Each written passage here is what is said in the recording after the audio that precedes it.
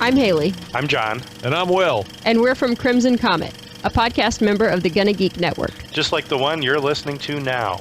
The opinions expressed are those of the individual host. Check out other podcasts at GonnaGeekNetwork.com. And get ready, because geekiness begins in 3, 2, 1. You are listening to the Starling Tribune, a podcast dedicated to the Arrow TV show. This guy gets more airtime than the Kardashians, right? This podcast is not produced or maintained by the CW, Warner Brothers Television, CTV, or DC Comics. All characters, situations, and stories are the properties of Time Warner. I am the Oracle, and this is your Tribune. Welcome back to the Starling Tribune. I am Stargate Pioneer. My friends call me SP. And your reporters for this 10th episode of Season 4 of the Starling Tribune are Chris. There's no part of my plan that requires you to be alive. And Neil. So you're back to dropping bodies now? And I am SP. You know what you have to do, right? You have to kill the son of a bitch. This podcast is recorded on Thursday, January 21st, 2016, live on the Plum streaming service. We're just a few guys that discuss the TV show Arrow. Just a little reminder that I am not a comic expert. I'm a sci-fi guy at heart, but I'm catching up with the comic lore a little bit, thanks to folks like Chris. I'm a comic god. And Neil.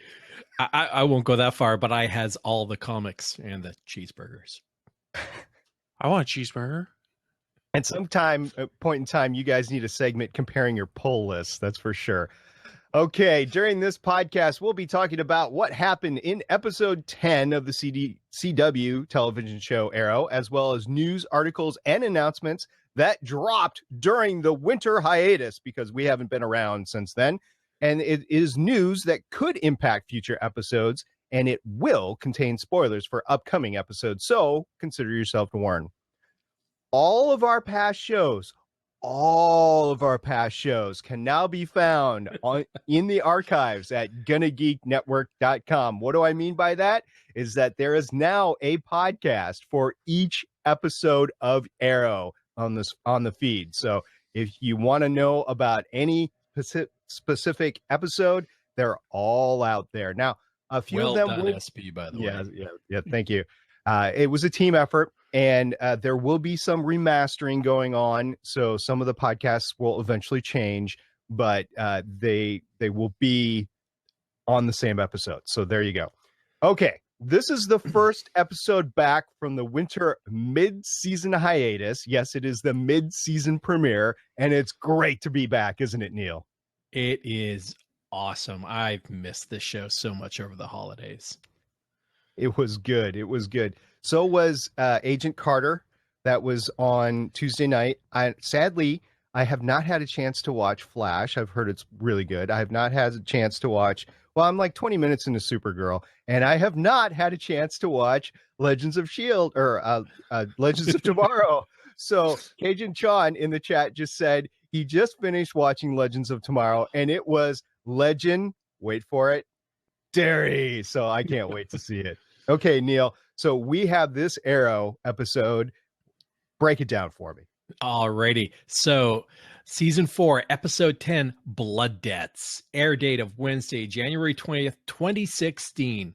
The first episode of 2016, directed by Jesse Warren, and he's got some mad directing credits to his name.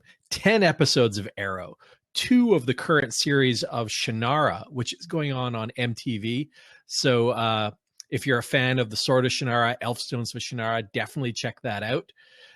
1 episode of Supergirl, 2 episodes of Flash, 8 episodes of Spartacus, 4 episodes of The Vampire Diaries, and tons more genre. So Jesse Warren, my hat goes off to your credentials in genre television. The writers are Oscar Baladrama. I think I might have got that right or butchered it. It's 50-50. Yeah, I think you got that right, actually. Yeah. I think we talked about this before. Oscar has 4 writing credits, but 46 script coordinator credits for Arrow. So, Wow. yeah, he knows his way around an Arrow script. And co-writer is Sarah Tarkoff. This is her first Arrow writing credit. So, hats off, Ms. Tarkoff. Congratulations on joining the writing team. But no stranger to the CW. 16 Jane the Virgin scripts, and as script coordinator, and 12 Gossip Girl scripts. So it's very cool to see her make the jump into a co-writer for this series. Right. Now, before we move on, Chris, you have picked up that MTV show, correct? I actually started watching the Shannara Chronicles. I've watched the first 3 episodes, I think, and I've never read the books. So that was the caveat. I saw that Jon Favreau was involved, and I watched a commercial and saw Manu Bennett. One Slade Wilson himself was on there and said, that's enough for me to check it out. And it does have its flaws, but it is enjoyable, and I get to enjoy Manu Bennett on screen again. But it does make me a little sad because it means we're probably not getting Slade Wilson back anytime soon. Probably not. Not to divert us even further, but talking about Manu Bennett, remember my find last holiday season with the Spartacus complete season for like $25? Yeah, I've started watching that. I'm about 6 episodes in. Nice. So Manu Bennett in all of his glory is there. So there you go. Chris, I am like the opposite on the Shannara series. I haven't started watching it yet. I'm trying to figure out how to get it up here in Canada. But the very first Shannara book, so Elfstones of Shannara, which the current series is based on, was the second book in the series. The first one was The Sword of Shannara, and that is the first fantasy novel that I ever used my own money to buy. I was an avid reader, and my parents would buy me novels up to that point. It was 2.5, 3 inches thick. It was a bad boy book. I think I was in grade 4 at the time, and I was so happy. So it puts a smile on my face to see that it's in mainstream TV now, or at least cable. So I'm very tempted right now because I saw on Amazon there's both a Kindle and print edition. It is either the first 3 or 4 books of the Shannara series combined together for $20, and I'm tempted to go and buy it. I'm reading too much other stuff, and I have too much other TV and podcasting I have to do. And I've heard they don't hold when will up. I read? So you know what? Go with the TV series. It's not like George R.R. Martin. We also know the weakness in my geek game was when it comes to fantasy. I'm not a huge fantasy fan. That's why I was shocked I've kind of enjoying Shannara Chronicles. Because remember, if you've seen me in other stuff, I regularly dog on The Lord of the Rings and the fact that everything walks. Thank you, Kevin Smith. Nice. Right. We'll talk about Kevin Smith a little bit later, too. But for now, let's get back to the main event in this podcast on Arrow. We all watched it. I watched it twice. It was good. Matter of fact, I was a little confused the first time I watched it. So, like, who is this machine guy? I don't understand. I don't remember. So I was like, I have an Arrow podcast and I don't remember what one of the main characters is. So, well, that's the problem when it goes on hiatus for like a month and a half. You kind of forget everything that happened unless you mainline them all again. I did, so I had to go and read a synopsis. I was like, oh, that's the guy. And watched it again. I was like, okay, I get it now. I got it. So anyway, it was good. The fights were good. The storyline was good. Let's go subject by subject. So first of all, overall theme. Neil? So I was torn. There was a lot of enduring quality of love themes in this episode, Diggle and Andy, Ollie and Felicity. But then I was like, well, maybe it's really returning to your roots and remembering who you are. So Diggle remembering he's a big brother, and Ollie remembering that he's not a killer anymore and that he loves Felicity. Then I thought, maybe it's just killing your opponents when you have the chance, like Anarchy, like he should have, and Ollie killing people when he should have, and Damien probably having killed Ollie when he should have. But I'm going to go back to remembering who you are. What do you guys think? For me, it's don't piss off Oliver Queen. Because he'll do bad things then. He will, and he won't think about it either. He's like, I need to avenge. And it seems like Laura calls him out on it, right? Laura's like, you say what you're saying, but do you I don't think you really believe it. That was an awesome conversation. We've made jokes before, and other people have made jokes before, that Arrow is Batman light because there's so much Batman stuff that goes in place. Bruce Wayne, if you make him angry, all he does is calculate more and come up with plans and thinks things through. Oliver here loose cannon, basically. Like, I'm angry. I want vengeance. We're going to take care of this, and it has to be done now. And the interesting thing is, you would think Felicity would be the one most angry about the fact he's doing this. No, she's the one that's the most understanding of it. Yeah, let's go to Bali. Is Damien there? Because if Damien's there, we'll go to Bali. And if Damien's not there, we have no business in Bali. So that's crew. At some point in time in my show notes, I put in Ollie is not a strategic thinker. He's more tactical. I know he's thinking broad and he wants to fix Starling City and all that stuff. But when it comes to him getting mad and wanting revenge, he's very tactical. He's like, okay, I'll put a tracker on this guy. I'll send him out. We'll talk about that later. We'll send him out and then we'll know where Damien is. I'm like, okay, so that's great. And burning Quentin too. So it's all tactical decisions that will have really bad strategic effects down the line. So yeah, all these loose cannon. Is Quentin actually burned is the real question here, because Anarchy found it first. So you could spin it that way, that Oliver was tracking him and didn't get intel from Quentin. I thought about that. So I'm not sure whether he's burned or not. I thought about that, but then I thought, no, they're going to go with he's burned. I think it's more dramatic. I took it back a step, though, and I'm like, he may not be a tactical thinker, but I think he just needs to blow off some steam. So whether he thinks he's going to get the ghost to actually give him the thing, it's kind of like going to the gym for Ollie, except, he spends most of his time in the gym. So why not just go out and beat the heck out of a bunch of the ghosts? It probably made him feel better. It works. Well, the first time I watched it, I thought Ollie threw that ghost over the ceiling or the rooftop at the beginning. And then the second time I watched it, I think this is what I remember seeing, is that the ghost actually jumped off the roof himself into the electrical transformers. So Ollie didn't actually kill him. Agreed. As I thought. All right.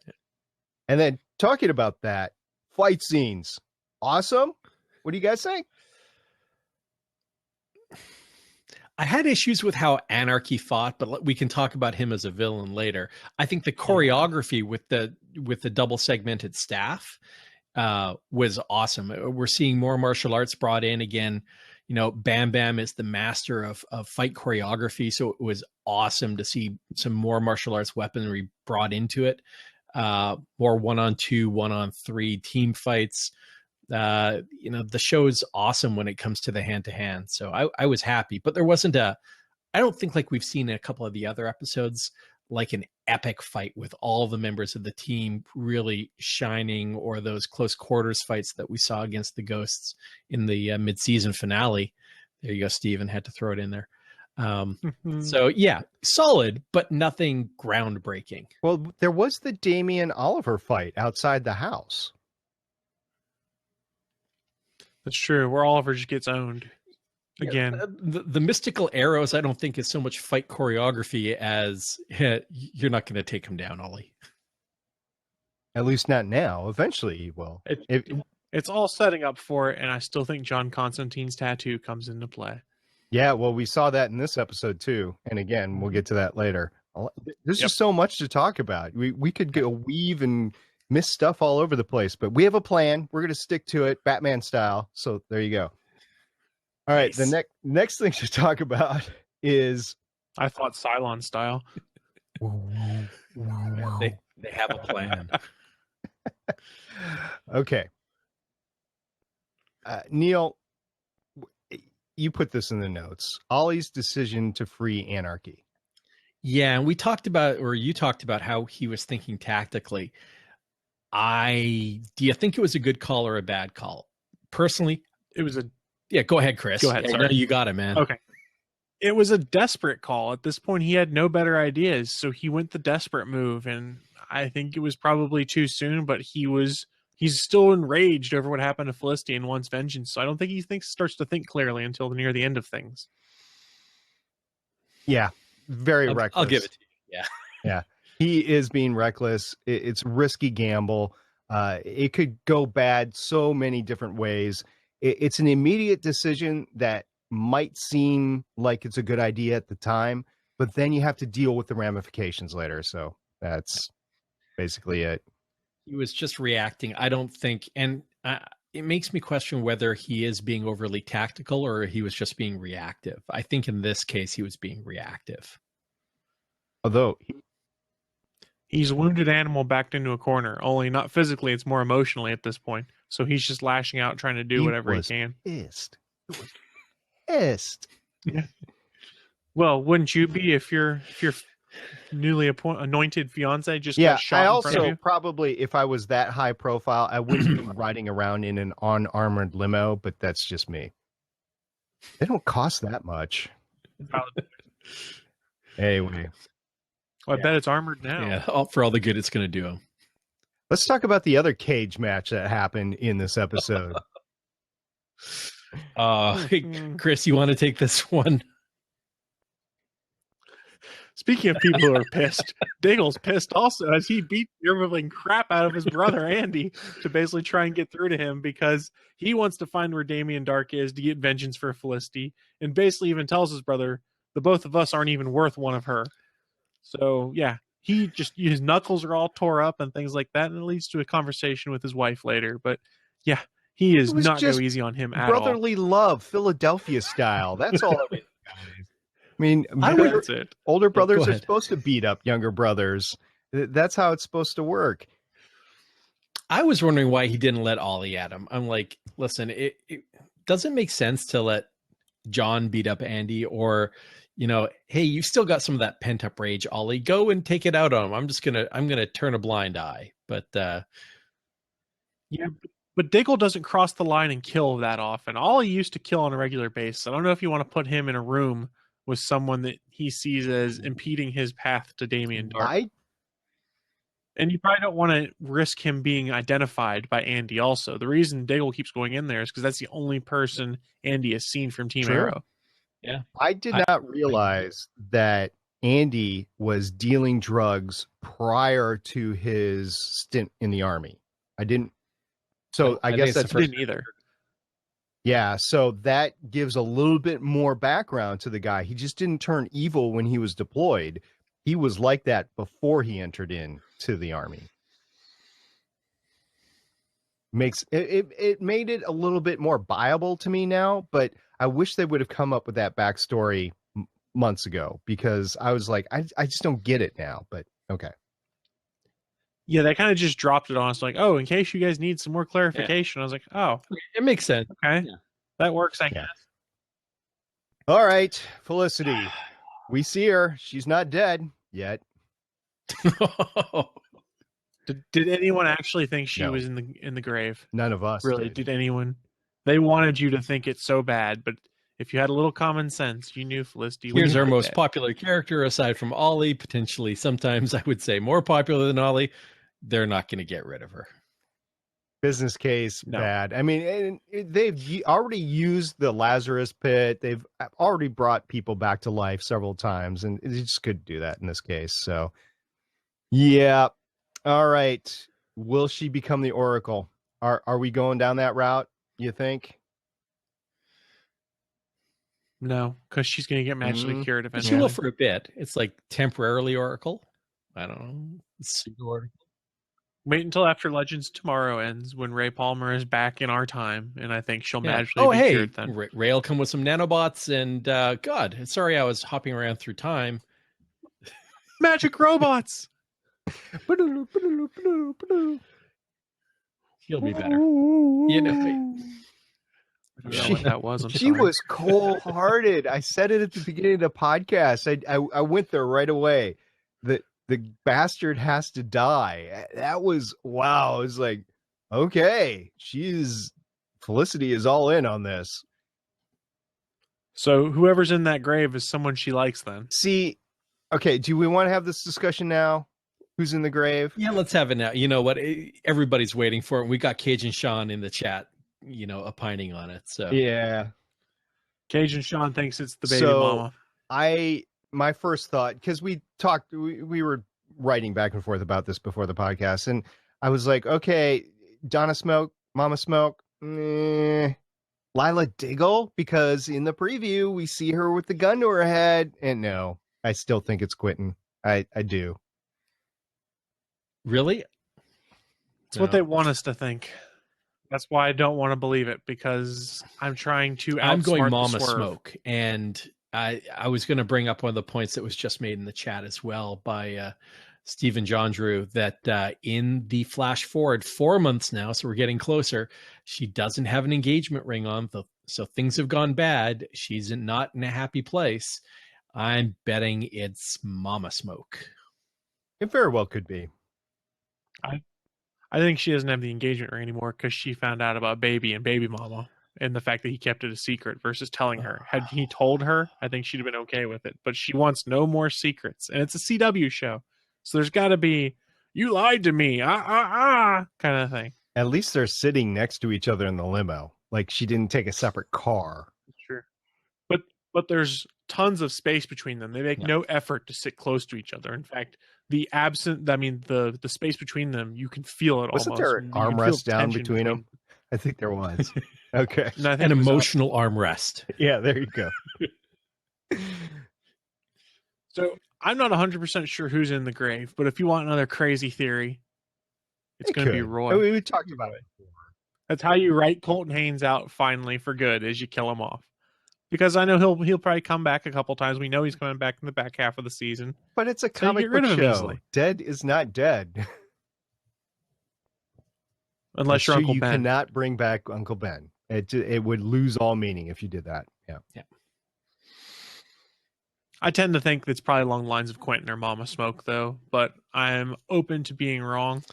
Yeah. Although, if you follow Colton Hayes' Hopefully it's moral. Twitter feed, yesterday he finally announced his new gig and that he's a co-star of The Grinder, playing, Rob Lowe's son on a new series. So he's got a full-time gig with a, pretty high-profile actor. So.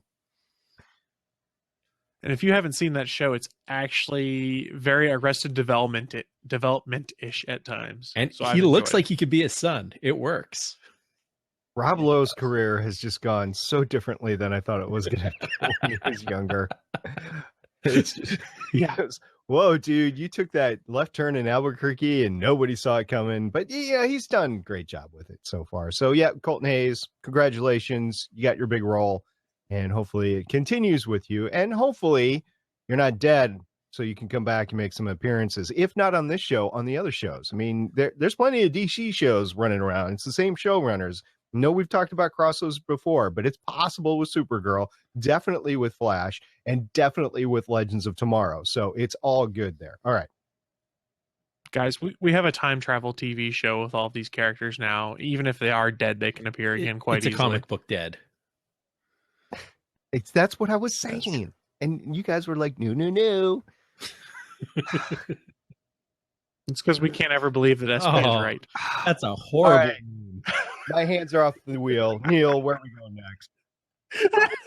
horrible Just meme. messing with you. I was trying to continue it on. All right, Anarchy, our villain of the week, who's been back from another week, Mr. Scary Face himself. Guys, I got to throw it back out there. On the villain of the week scale, from 1 being Moist from Dr. Horrible and 10 being Manu Bennett's Deathstroke, where do you rank him? SP. All right, I was thinking about this. He's not, I mean, he's flat out crazy. So that's always dangerous. And the dude's got some skills. I mean, he put together a great remote control thing, and he took down the Dark House. I mean, that had to take some skills. But he's not. Arrow could take him down in like 3 seconds. I mean, I know they fought in whatever, but 6 maybe. Oh wow, you're charitable. Yeah. Wow, that was a big maybe. Yeah, I was gonna go like a 3 or a 4. He does not do much for me. He's got a semi-burned face that it set him free, and he magically learned kung fu when he got his face burned. It was a magic fire. Yeah, the character just didn't do much for me. I liked much more the portrayal of Anarchy, like I had seen in the Batman Arkham games. He was in Arkham Origins and was actually more interesting there, even when he was a whiny, petulant child there, just as he was here. Wow. Okay. I'm going to give him a solid 5.5. So just past the median. I think that he had some interesting character development. It was nice to see him come back for a second week, but I don't think he ever really posed a long-term threat to the team. I don't think his banter was overly engaging. It was kind of textbook supervillain. The unhinged bit was probably what moved it over 5 for me, but not very far. It's like, okay, I'll give you credit for that, but not a whole point. So 5.5, just over the midpoint. In a move that should surprise no one, Chris is once again the hater. I can't disagree with you though. I mean, I went high because of his planning skills, right? And the fact that he did fight Team Arrow, and the fact that he did take down a couple of high security play, and he killed all those ghosts too. So the guy's got some skills. It's just, I'm not embracing him as a villain. Put it that way. So, and all right. In the chat, Starsaber_222 is saying that he's up a couple of points from his first appearance, and I got to give him that. At least, he was a bit more interesting this time. He was pretty vanilla in the mayoral episode with Jerry Ryan the first time. At least he's memorable now. Yes. It's not like we had this time. We're like, who is this guy again? He's Scary McBurnface. Come on now. Scary McBurnface. Who is this guy? Yeah, that was totally me. That's his new name. Scary McBurnface. Cajun Sean says he could become a longtime enemy for Speedy, and definitely they seem to have a connection there. So Speedy a crazy meets Scary, connection. Scary meets Speedy. I see it in your eyes. You just want to let the devil out. All right. Speaking of Speedy, let's jump ahead here. I guess she can control the anger now. She didn't put an arrow in him, and that means she can get it on. For now. It still could go badly.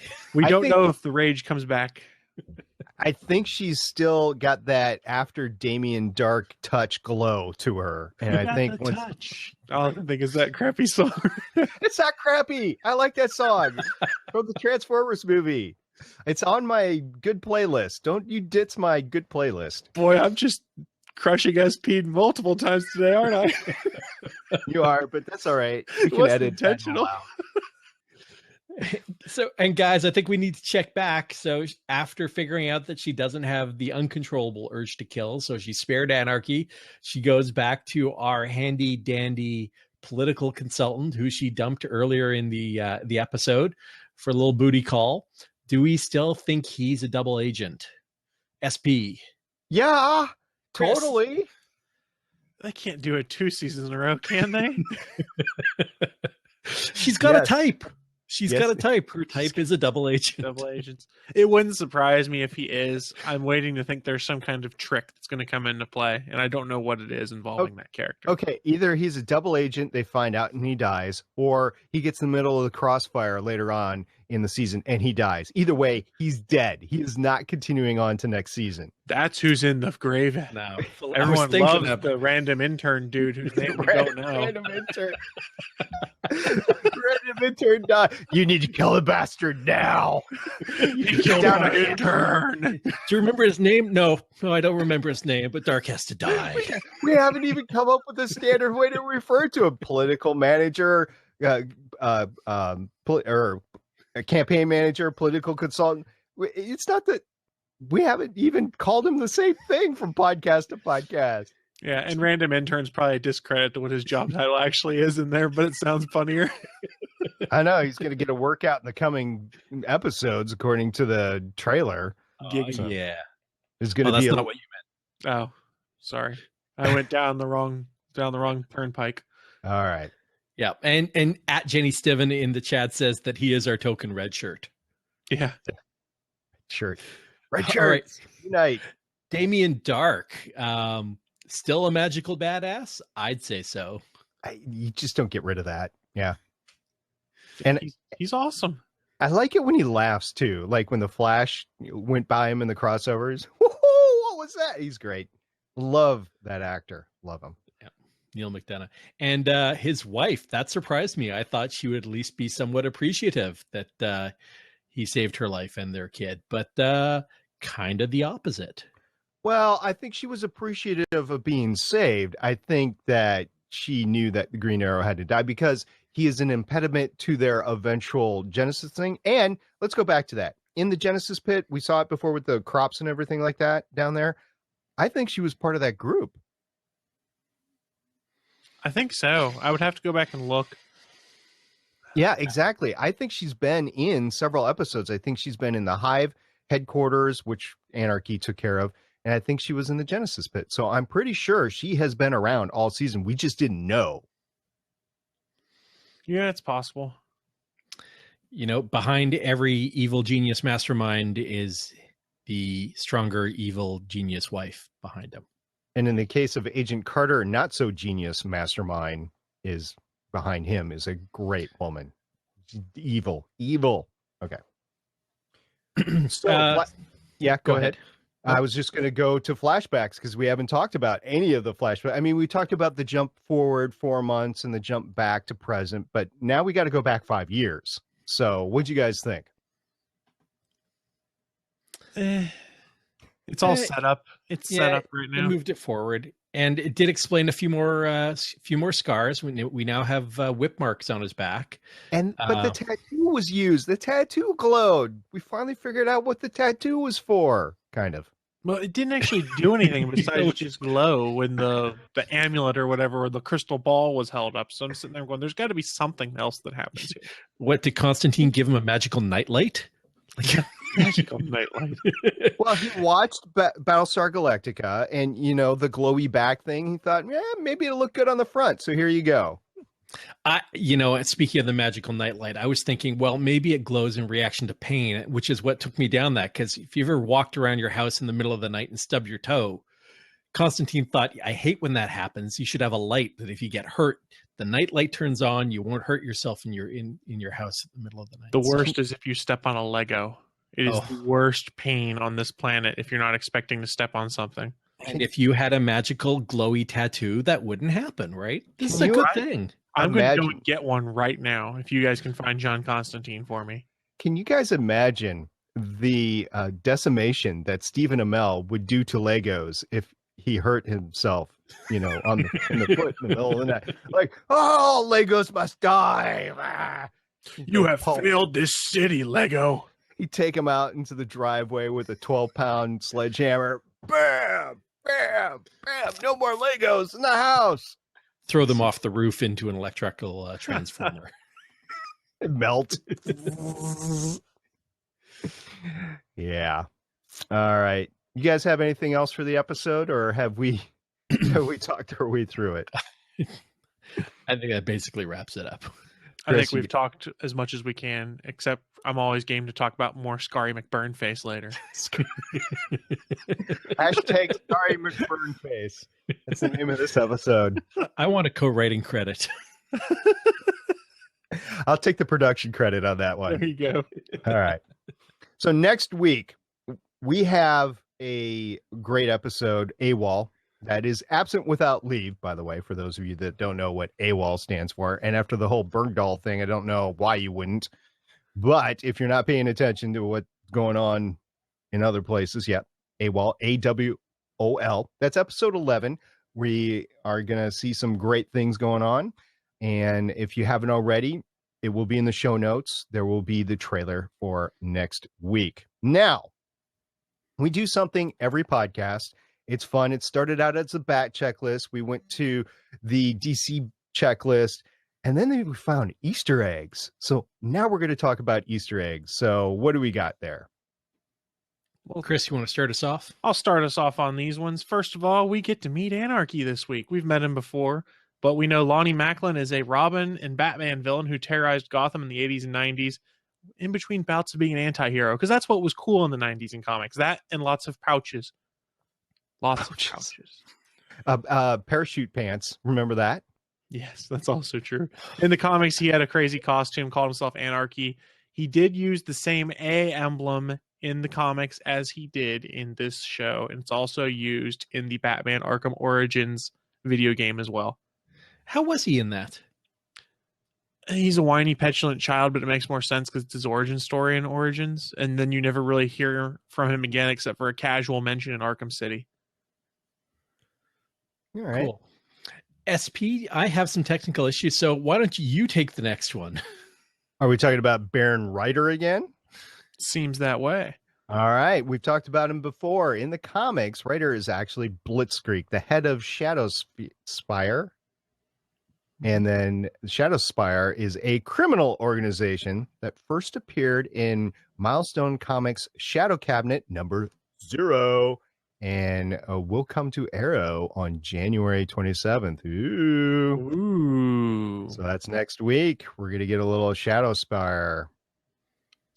Then, of course, we can't forget that Felicity's final doctor came from Central City, the home of the Flash. Flash. Yeah, and I'll bet you the Flash, I bet you Grant Gustin brought the doctor right to her. Just It's possible. Or they just Probably. the bullet train or whatever it is. But Flash is faster. That's true.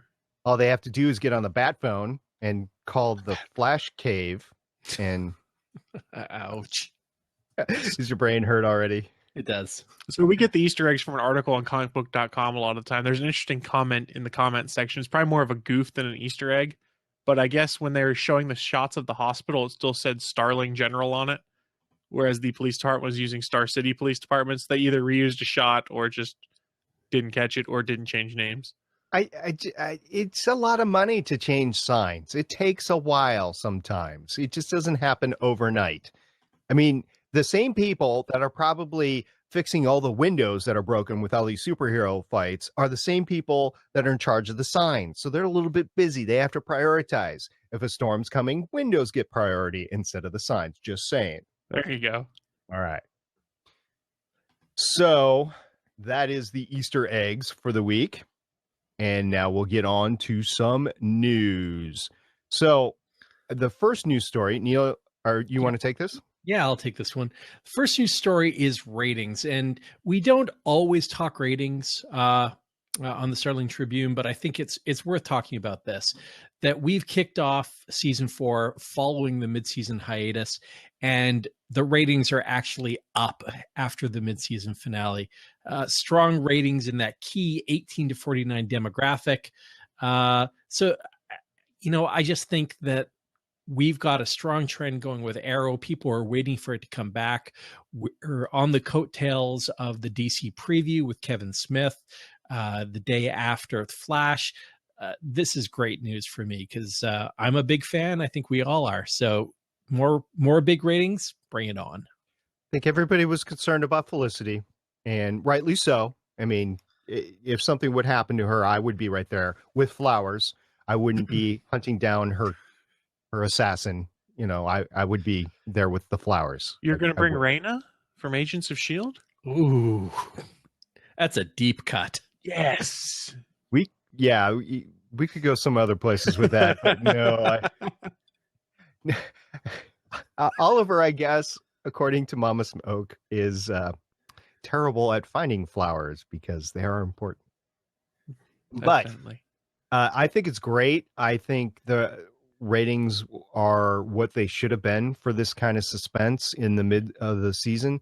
And I think that in the middle of December, there was just so much going on and there was so much hype about Star Wars and just different things that I think that people took a couple of weeks to catch up. And now that they've caught up and they've waited, I think an extra week, really, because I think everything was pushed back an extra week because of where the holiday fell and the State of the Union and stuff like that, everybody was just ready to get it on and see where this takes us. And we're only at episode 10, so we're not even at the halfway point yet. We have, 11 or 12 episodes left, so it's going to be a great ride. There's a lot more coming, guys. Yeah. Well, speaking of a lot more coming, the second half of the season sizzle reel trailer and mid-season trailer came out, and it was awesome. Indeed it was. I watched it a couple of times. Yeah. I think there was so much in it. You couldn't get it all in the first one. You're like, was that? Who was it? Hey, who? Huh, what? There's all good. Yeah, there was some quick cuts in there too. So if you didn't focus on it, you'd miss it. So that's why I watched it a second time I as saw well. all I need to know when I saw Oliver Queen's wife was coming back. Nissa. I see. Yes. I was waiting for someone to make the connection. I was like, it wasn't that bad, guys. Okay, no. Okay, so we haven't podcasted for a while, and these guys we're on a private chat that we have back and forth from time to time. I am a big, and I think I talked about this before the break. I am a big Hallmark holiday movie channel fan, right? And one of the reasons why is you get some of the great stars that are on these sci-fi shows, these comic book shows and stuff like that, because these are filmed in Toronto and Vancouver for the most part. Some are filmed in the States in different locations, but they're a lot of the times they're filmed in the summer, which is really hilarious when you think of all the snow that is down on the Christmas ones up in the northern parts of the North America, in Canada, in Vancouver and Toronto. Well, Nissa was on a couple, and every time she was on, I was like, oh, it's Nissa, it's Nissa! And I just melted down. Did she kill anyone? No, not at all. She was a gift giver on one of them. She bought presents for people on one of them. So I mean, she very genial smile, and Here's your present, a sword to the chest. No weapons at all. No punches thrown or anything. It was just all happy and smiles. Yeah, and she got her man. I want to emphasize that man at the end of the movie. Spoiler, it's a Hallmark holiday movie. Like that's not going to happen. Well, speaking of Nissa, though, we saw in that trailer, we saw Nissa, we saw Katana, we saw Huntress. I'm like, oh, yes, bring it. I mean, did you catch the Vixen? I thought I caught a glimpse, but I wasn't 100% sure. It's just awesome. I think one thing the writers of this show have always tried to do, regardless of if you like Laurel or not, Chris, is to bring strong female characters that really hold their own in this superhero universe. And I think by bringing back Nissa and Katana and Huntress and bringing back Vixen, there's just continuing a great trend. If you take a look at how balanced the show running team is, as well as the writers, I know that Keto Shimizu has been in Vancouver, overseeing production a whole bunch as well. Started following her on Instagram actually as well. She's got some interesting things. So I'm excited for more strong female characterization, some great heroes that we've been wanting to see back for a while in the second half of this season. Bring it. Oh, definitely. I can't wait. It's there was a lot of action in that trailer. There was very few dialogue scenes, really. There were words splattered in there, but it was barely, if you got 2 sentences, it was too much, really. So it was a fun 2-minute trailer. So it'll be in the show notes. I put it in the blab. So if you guys want to take a look at it, great. So Chris, what are you most excited for? You didn't answer for the rest of the series. Nissa, please. I know, it's almost a no-brainer to me. It's like Nissa. I really like the character. I like the interaction that Nissa has with everyone on Team Arrow. It's an intriguing character to me, and I think the actor, whichever term you'd rather use, is fantastic. She knows what she's doing, and that's why one of the reasons why I enjoyed watching her on the Hallmark Channel was because of that. But I mean, we've got some greats. I mean, with Katana coming back, I'm surprised they're allowed to bring Katana back, seeing as Suicide Squad's coming out soon. Yeah. And for the live viewer, we will be talking about the DC thing with Kevin Smith in the post show, so hang on for that. All right, Neil, what's your favorite? My favorite is, believe it or not, so I'm a big Nissa fan. Like I ran as soon as I saw a Lego minifig on a custom site. I was like, oh, nice. I need the Nissa minifig. And I've got both Speedies, or Speedy and Arsenal now. But you know who I'm excited? I'm excited to see Huntress back. Mm-hmm. She's been taken out of the picture. I think she had great chemistry with Ollie. I think with Ollie in a relationship, that's just going to make it more interesting. I was sad that we didn't see Cupid, which would have really been great. Yeah. It's the parade of the exes for Ollie, but I'm excited to see what Huntress is doing. I think second to that is there was a lot of Speedy in that trailer. She was a badass. On her bike with the sword out, going through an entire group of ghosts. I was like, that's a sword. I'm pretty sure that's a sword. I have to go back and see if it was her bow, but if it was a sword, she's not holding back. That bloodlust may be back in action. I was thinking the same thing.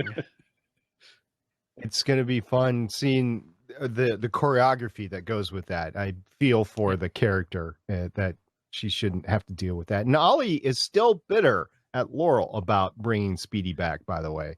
Oh, man, he is pissed at her. Yep. All right. So, listener, if you have a favorite character, a favorite portion of the trailer for the rest of the second half of the season that you want to bring up, don't hesitate to contact us at all the means, including our voicemail line. It's 612-888-CAVE or 612-888-2283. So we also have a note on Legends of Tomorrow. That's right. Matt Nable's coming back. He's going to be Ra's al Ghul on Legends of Tomorrow. I'm excited for this because I liked his portrayal of Ra's, and considering we assume he is dead in the present time, it'll be cool to see him and what we assume is the past on Legends of Tomorrow. Totally agree. And speaking of people who we see again, we've talked a lot about Nyssa. They actually just today released When We Get to See Nyssa and Merlin Back, February 10th, an episode titled In the Sins of the Father. So can't wait to see. And there was a great, I think it was the shawarma scene, or was the last clip that we saw in the trailer, was saying, Oliver Voswate this year, you're very handsome, but not very bright, or something to that effect. I wanted to see or hear what he said after that, because it's important. And just his Stephen Amell's reaction to just that was like, I want to punch you right now. It was a great reaction, but I was like, okay, he's saying something and I want to know. So we'll find out soon enough. Right in the kisser. Ow. But you could also see Barrowman saying something like that. I know. Yes. I could see Barrowman and Stephen Amell, and I could see Stephen Amell go. I could see it. I could see those Stephen putting him down. And John would just laugh it up. He would he would have fun with that. No doubt. He would. Yeah. Hey, speaking of more people coming to the Arrowverse, and you guys teased it before, on a tweet, I think 2 or 3 days ago, Stephen Amell said, let's welcome Megalyn EK, because I'm not even going to try with that last name. Don't look at me. Don't look here. I tried it and did not do well when I tried before. Yeah, no, I would. No.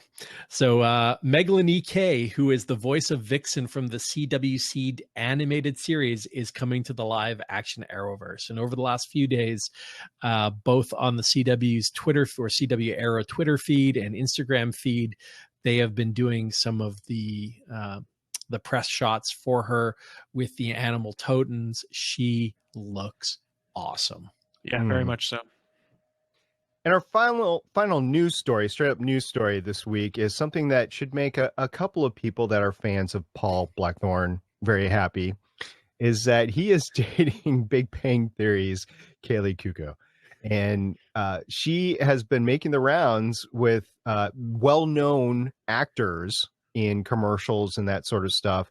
And for Paul Blackthorne to hook up with her, that is pretty cool. And if I'm not mistaken, Big Bang Theory is filmed in LA and not in Vancouver. So the two are probably working hard and then meeting up, in between shoots.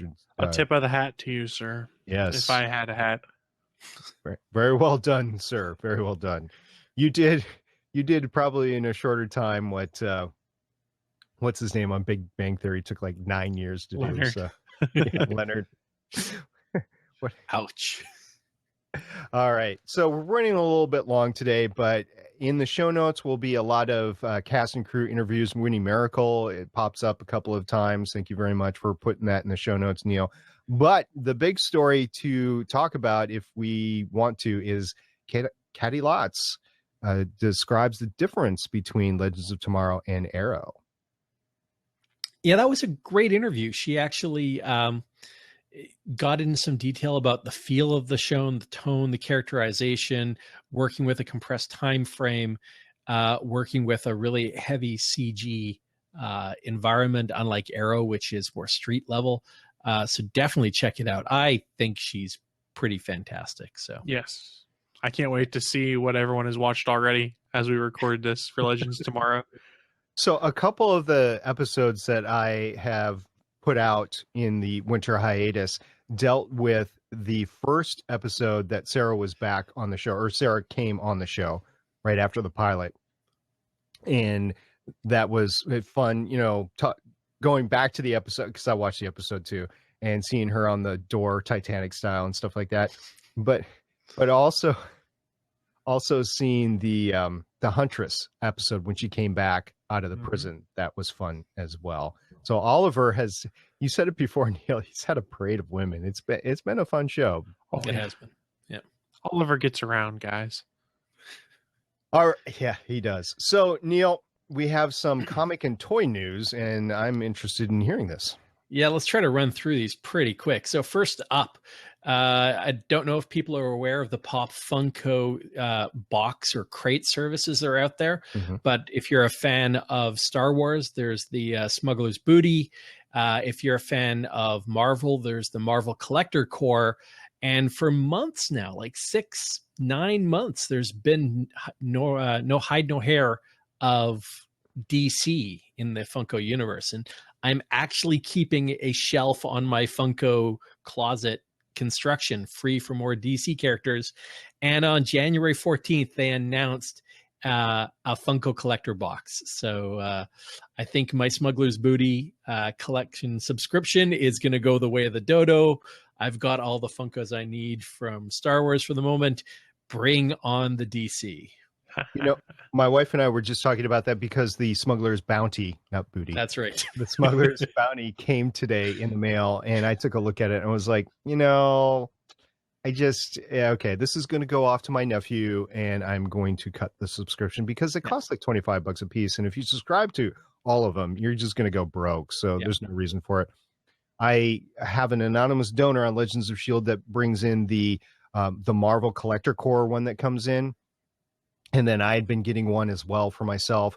And it was okay when it started, but the quality has just gone down to the point where I'm like, if I really want one, I'll just pay for the individual Funko. That's it. I don't need the smaller stuff, but I'm curious to what they're going to put in the DC. The article that we have in the show notes actually says that it's pretty interesting because Funko has a broader license to the DC universe than they have for the Marvel universe. So you could get other figs outside what you've been seeing. So it's going to be interesting for at least the first couple of crates. All right, leaving the world of Pop Funko, and just as a note, they still have not released the Felicity Smoke Pop Funko that they said they were going to release in January, but the month is not over yet. I'm still holding out. So into some comic news. January 14th, on Comixology, you can now get the Malcolm Merlin Dark Archer Digital Direct series, which tells the story of John Barrowman's character, Malcolm Merlin, leaving Ra's al Ghul and the League of Assassins, and what he does before we get into season 1. I am so excited. And what is super cool is the writer for this series is novelist, wait for it, Carol E. Barrowman. So it's Barrowman's sister is writing the series, and they've been doing a press junket together. It is hilarious. I'll bet. She's the genius behind John a lot of the times and keeps him in line when she can. But so over the break, I also read Arrow 2.5. So I was like surprised at all of the stuff that actually brings together. So if you have not read that, I would encourage you to read it. Well, in an off week, we'll go through it at some point in time. But there's a lot of questions that I've been asking about, what about this? What about that? And I won't spoil it, that are answered in that. So if you haven't picked that one up yet, you should, because it will answer a lot of the reasons why the show is where it is right now. Totally agree. And like we did with Green Arrow Year One, I wouldn't be surprised if on weeks that we don't have a show, we start delving into some of the graphic novels that are out there. Yep. Tease, guys. Exactly. So also in the world of comics, and sorry, before we leave that, I should mention that the great thing about Digital Direct series are they come out every 2 weeks. When they were doing Arrow Season 2.5, they alternated with season 0.5 of The Flash, but they're only 99 cents. And most Marvel and DC comics are anywhere between $2.99 and $4.99 right now. So 99 cents, yeah, it's a no-brainer. All right, what came out over the holidays as well in comics? In Comixology, if you're a fan of digital subscriptions, the entire run of Green Arrow and Black Canary. So that includes, if you're a video listener, Enemies List. Ooh. Nice. Family Business. Nice. Road to the Altar. I got more. A League of Their Own. I'm a big fan of this series. Big Game. Whoa. 5 Stages, which is the first time that we see Mark Guggenberg write the character of Cupid. Mark Guggenheim or Guggenberg? It's Guggenheim, isn't it?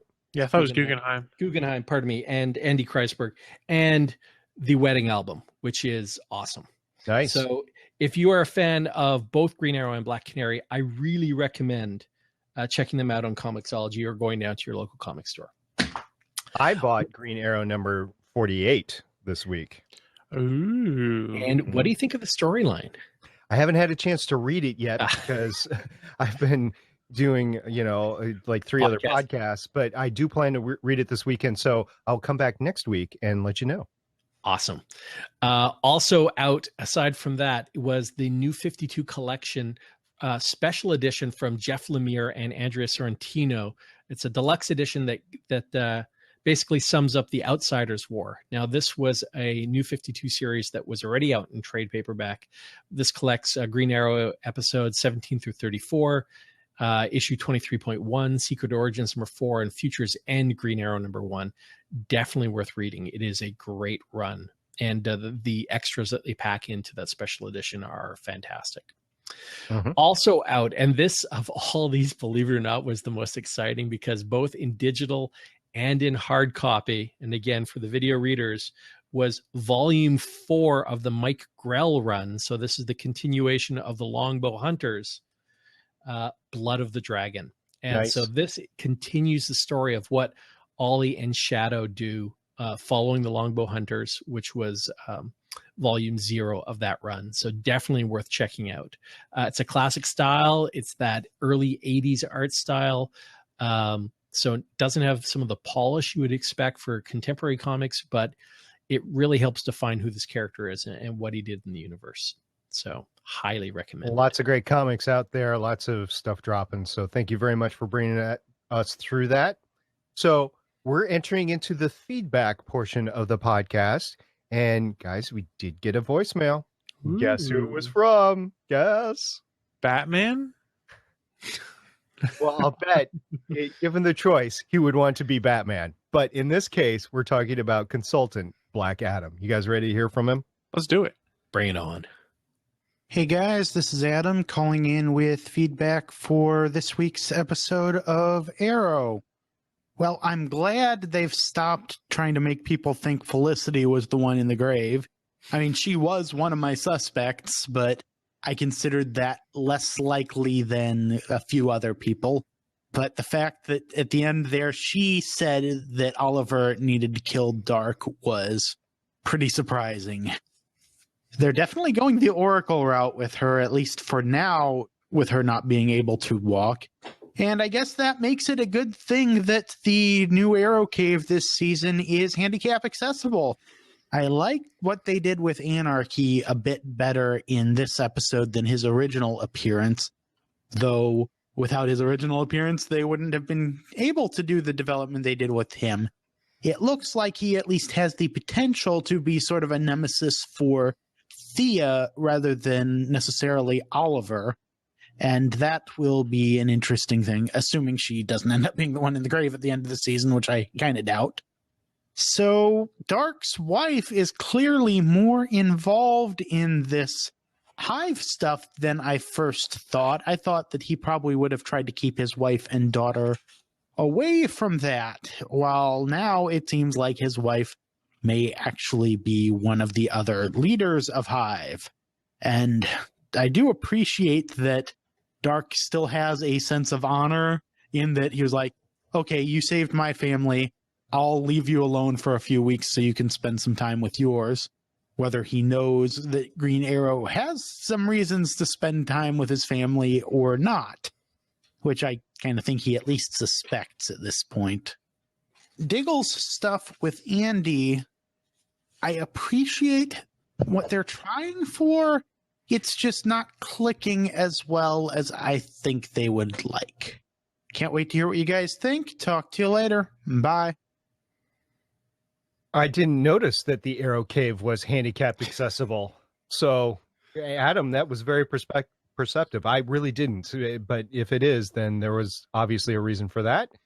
And you brought up another point that I want to bring up, is that Dark knew, or at least inferred that he knew, that the Green Arrow has family. So does he really know more than he's letting on at this point? I don't know if he's just kind of taking a risk and guessing he's not all alone in this world. He might consider his team as family as far as Dark is thinking. I don't know that he knows that Oliver is the Green Arrow at this point. I still don't think he does. I think the one point that Adam said that resonated with me, though, was really the involvement of his wife. So I had forgotten that she was at the Genesis pit, but yet she definitely knows what's going on, is part of it, and has that bloodthirsty streak as well. So worth checking out what that character does moving forward. Most definitely. Great.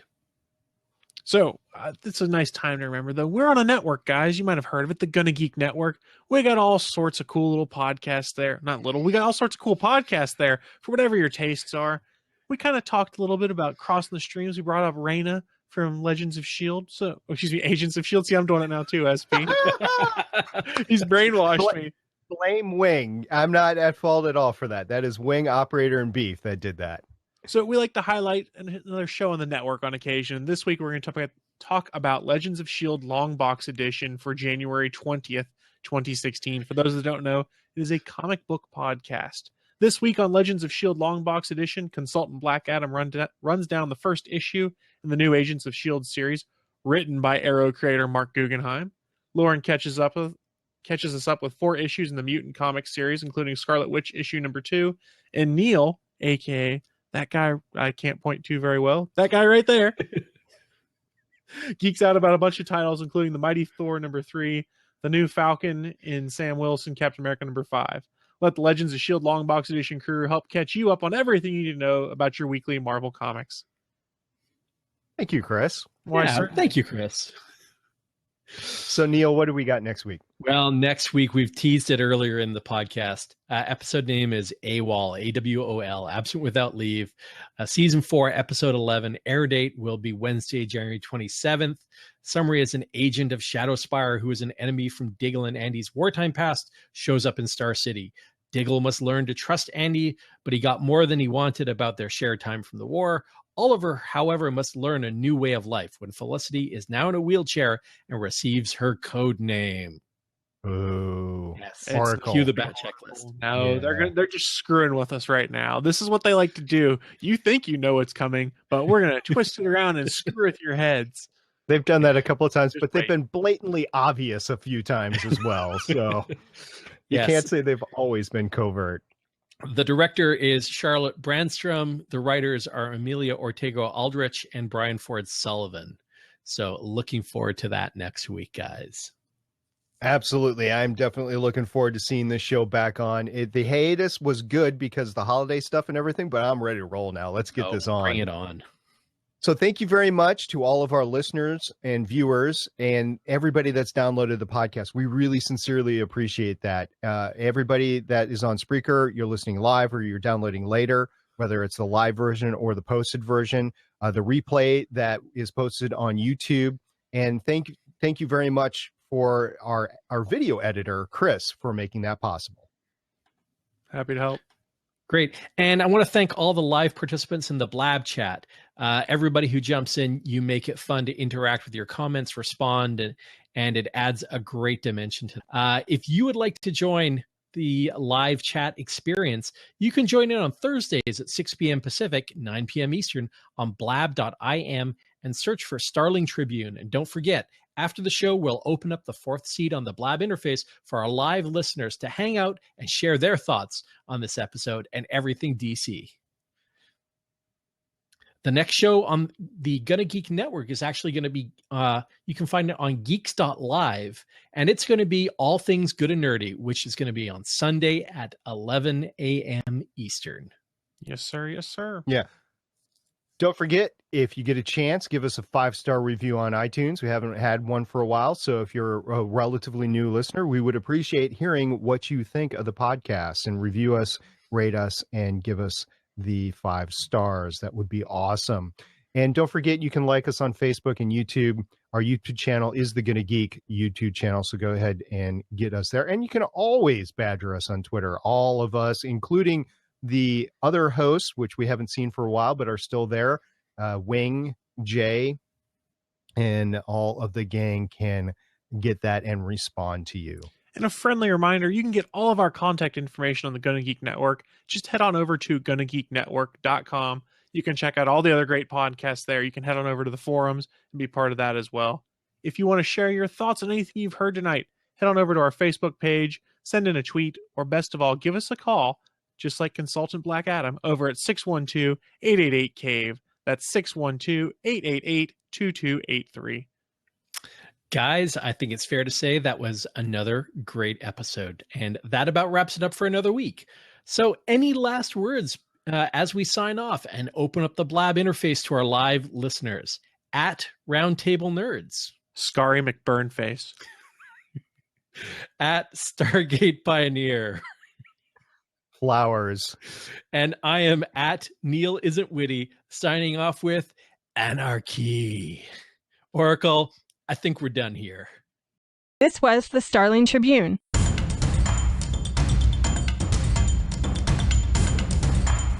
You can leave us feedback at GonnaGeek.com or check out our archive at StarlingTribune.com. Visit GonnaGeek.com for more podcasts.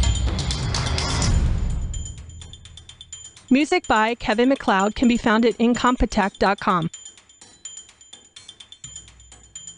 This podcast is not produced or maintained by the CW, Warner Brothers Television, CTV, or DC Comics. All characters, stories, and situations are the property of Time Warner.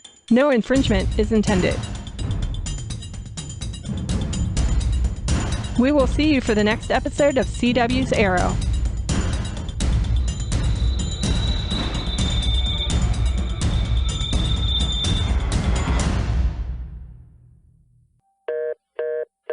Woohoo! We are now in the post show. Yay! And I definitely want to talk about that DC Justice of League or whatever tomorrow it was. Have you guys seen it? I watched it, yeah. I did not. We're going to be shocked how interconnected all these movies are, unless you've seen a Marvel movie in the last 10 years. So I had to take my shot, sorry. Yeah. Kevin, okay, Jeff Jones, or Jeff, it was Jeff Jones, right? Jeff Johns. Thank you. I knew that was wrong. Jeff Johns, I think he did a great job. I think Kevin Smith also kind of did a great job. I just don't connect with him when he's like that. You mean when he's baked out of his mind? I don't know if he was baked. He was really excited. Very excited from what I've seen on the clips. And I know that they're trying to get everybody to gen up for this sort of stuff, but I actually lost respect for the Suicide Squad. It is not going to be a movie that I like based on what I saw. So I am not going to see it in the theater. So yeah, I saw it. I showed the trailer to my girlfriend today, and I looked at her afterwards and said, it could be okay. I go, but I would rather see them on Arrow still. Yeah. And I had gotten over that. I was like, yeah, I would prefer them to still be on Arrow, but I want to see their take on the characters. But the crazy was a little bit just too much crazy for me. That is what I've been able to put my finger on, that why I didn't like it. And that's why I like the Marvel villains a little bit better, because at least they're reasonable. Like, I can see that happening, but in Suicide Squad, no. Although I will say it ratcheted up a little bit for me with the Batman versus Superman. And the only reason why is when Wonder Woman comes in. That is the only reason why I would want to see that. I want to hear her speak at some point, please. That'd be nice. I don't know. SP, I went the other direction. I liked the crazy on the new Suicide Squad trailer. I just thought, all right. And it didn't seem as much crazy as crazy fun. And that's what the DC universe has been lacking, that these crazy characters are at least having fun being crazy. So I want a bit more lightheartedness in my DC universe. That works for me. Okay. Yes, I would like that. But it's the crazy that just... the Joker in the Nolan series was just too much for me. As a matter of fact, the entire Nolan series was too much for me. And it was too dark for me as well. And it's just a smidge, though. Just a smidge. I'm like, We'll have to rewatch them again eventually for this podcast during a summer hiatus or whatever. That works. All right. Well, we have an open seat. So if you want to talk about any Arrow stuff, if you want to talk about DC stuff, if you want to talk about Flash, even though I haven't seen it yet, I'll cover my ears. Flash was good. Yeah, that'll work. I'll say. I haven't seen it either. Please don't talk about Flash. That's all I was going to say. It was good. I didn't want to spoil anything for you guys. Okay. So, Chris, in your estimation, was it as good or better than the Arrow coming back? I'd say it's just about on par, in all honesty. I was more excited for Flash coming back, but I think that's just because it comes first in the order of shows I watch throughout the week. So it was good. I would say it's about on par with what we got for Flash this week. It sets up a lot of stuff for later. I'll tell you that 2-hour Agent Carter premiere really dug into me, because not only did I have to watch it once, I have to watch it twice. So instead of it being 2 hours, it was 4 hours out of my time block, because I had to watch it before Legends of S.H.I.E.L.D. And it was just rough. Right, I haven't watched it yet myself. I'm an hour into it. Agent Carter.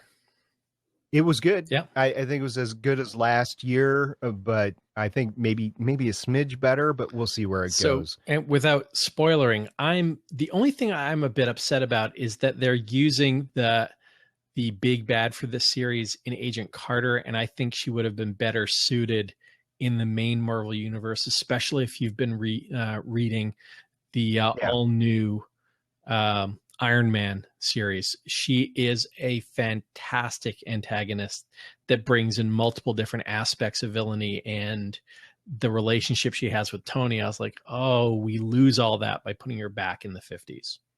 So interesting that you brought up Iron Man. I know we're a DC podcast, but in the Agents of S.H.I.E.L.D. comic that came out last week, I read that, and there was a reference to Iron Man in there. So they explained it. I don't know if this is a recent thing or whatever, but they are explaining, they're putting footnotes in like X-Men comics and Avengers comics and whatever, and S.H.I.E.L.D. comics, and saying, hey, you refer to this series. They've done that for a long time, and even Stan Lee would make comments way back in the day. Well, remember True Believer, this happened, blah blah blah, or all sorts of editors' notes and things like that. Yeah, okay. And the DC comic universe was the same thing. Speaking of the DC universe, actually, Chris, you mentioned your week starts with The Flash. My week starts with Supergirl, and it was a solid episode. I love John Jones, and in fact, I was curious to see how they were going to do the Martian Manhunter character. And they actually went with, if you take a look at the coloring and the bone structure, they went with the Justice League Unlimited look, which was pretty cool. I think that was a bold way to go with the character. So I'm halfway through the episode myself. I was watching it on the elliptical tonight, actually, before we set up the podcast. And it's a fun show to me still. I will watch it. I don't think I would want to delve too far into it. And I spoke to Haley, who runs the Like a Girl podcast on the Good and Geek Network, and she is going to be releasing some of those episodes really soon. So nice. I know there's only 3 episodes out right now, but she's got a buttload that are in in production, and she will be getting those out shortly. Yeah. No, Maxwell Lord is an interesting villain. I think he's just a baby Lex, a Lex for the show that can't use Lex. But no, it's first season. You got to give every first season of every genre show, a bit of a break as they develop the characters, as the actors figure out what to play up, as the directors figure out what works and what doesn't. So same with the producers. So it's enjoyable, but if I were to rank my DC shows, it probably goes Arrow, Flash, Supergirl right now. I would get right now. I would put Agents of S.H.I.E.L.D. Yeah, I was just doing DC above. shows. Okay. Yeah. Well, for me, it's Flash, Arrow, Supergirl, but I'm also 8 episodes behind on Supergirl.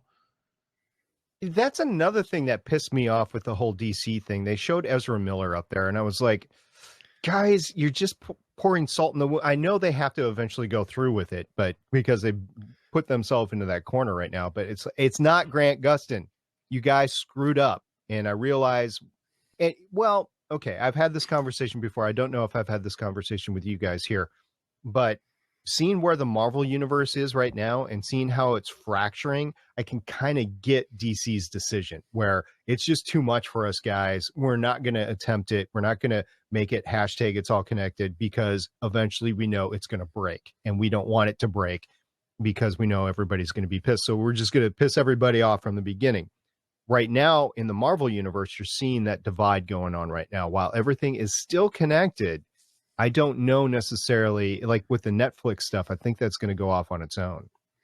They're certainly giving that impression now, especially some of the actors in the Netflix series. Yeah.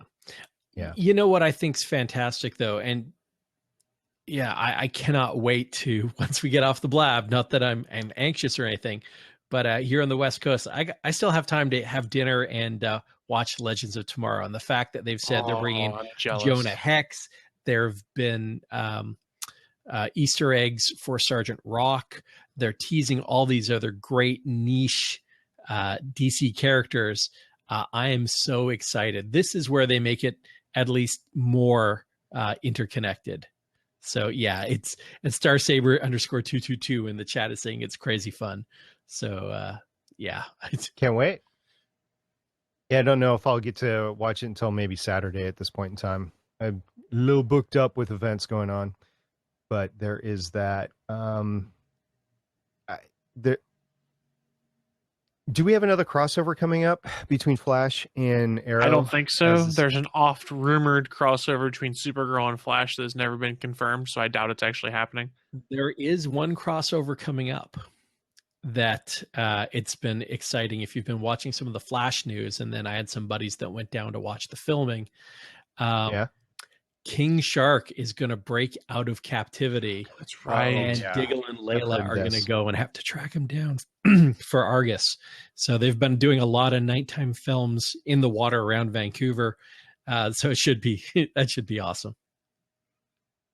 You know, now that I'm paying more attention to the Marvel comics, I'm noticing all the crossovers that are happening left, right, and backwards in all of this stuff. So talking about Argus in this case, you know, S.H.I.E.L.D. and Maria Hill showing up in different ones. And of course, Coulson and Fury showing up all the time as well. And now May and Sky are showing up in a few more, not outside of the Agents of S.H.I.E.L.D. comic. And I'm not intertwined into the DC universe, but I would suspect that Argus would be the same, that it would show up from time to time in different series. In series, yeah, they haven't been using it as much in the comic books recently. You tend to get back characters doing a lot of the crossover, but they've really been limiting it. What I've really noticed in the Marvel comics these days is Deadpool is everywhere. Right. Yes. Deadpool it is the year of Deadpool. They know this is a cash cow for them. And Deadpool, Chris, you know, I may send you a little comment into Nerd Alert because he has not been a rated R character in the comics for a long time now. If you take a look at the 2 series that he had going, Secret Wars, both Deadpool Secret Wars and Deadpool v Thanos, there was a lot of sexual innuendo, but it could have been an all ages book. And now with the new Spidey and Deadpool book back, with him in Uncanny Avengers, with him having 2 solo titles, and then the Uncanny Avengers crossing over into both Squadron Supreme and into the Black Knight title, he is everywhere because he's on the Avengers as well. So that's true. Yeah. And this month you're seeing all these variant covers with Deadpool posing with the characters in the book. He's not actually in the book, but he's posing with the characters from whatever book it is. And I learned that after I did the Legends of S.H.I.E.L.D. variant cover with Deadpool on. I was like, oh, Deadpool's going to be it. No, he wasn't. And then I asked at the comic book store the next week, what's up? Yes, Deadpool's in a lot of variant covers. He's not in the books. I'm like, okay, I see what's going on. A little marketing. Yeah. I get it. And Chris and I had the conversation on Gonna Geek about my concern about losing money, basically leaving money on the table with Deadpool. And Chris shot back at me that the studio, it's Fox, right? They don't care. Yeah, look, they that don't China care. already said no, and they're like, okay. And everyone wants China money. Yep, just taking after Crimson Comet. Yeah. Hashtag banned in China. Exactly. Hey, so was that ATGN for a while. Guys, anything else, yeah, guys? I think that may wrap it up. The seat's been open for a while. Thank you, all of our live listeners, for hanging out. Sean, yes, I want the chimichanga cut as well, sir. Yeah, hell yeah. Chimichanga. Definitely. We'll be, just a reminder, we'll be back next week. It won't be me. It will be the Gonna Geek podcast. So it won't be Stargate Pioneers Blab. It will be Gonna Geek's Blab. But it'll still have the cover art of Starling Tribune on it. And just be on the lookout for the notification that will come through on all of our Twitter accounts, as well as the Gonna Geek Twitter account when I schedule it this weekend. And then another reminder, the next show on Geeks.live will be Sunday at 11 o'clock a.m. Eastern, and that will be All Things Good and Nerdy, produced by Chris. That's Awesome. me. Yeah. All right. Thank you, everybody. Guys, great podcast. Have a good night, Bye. guys. Take care.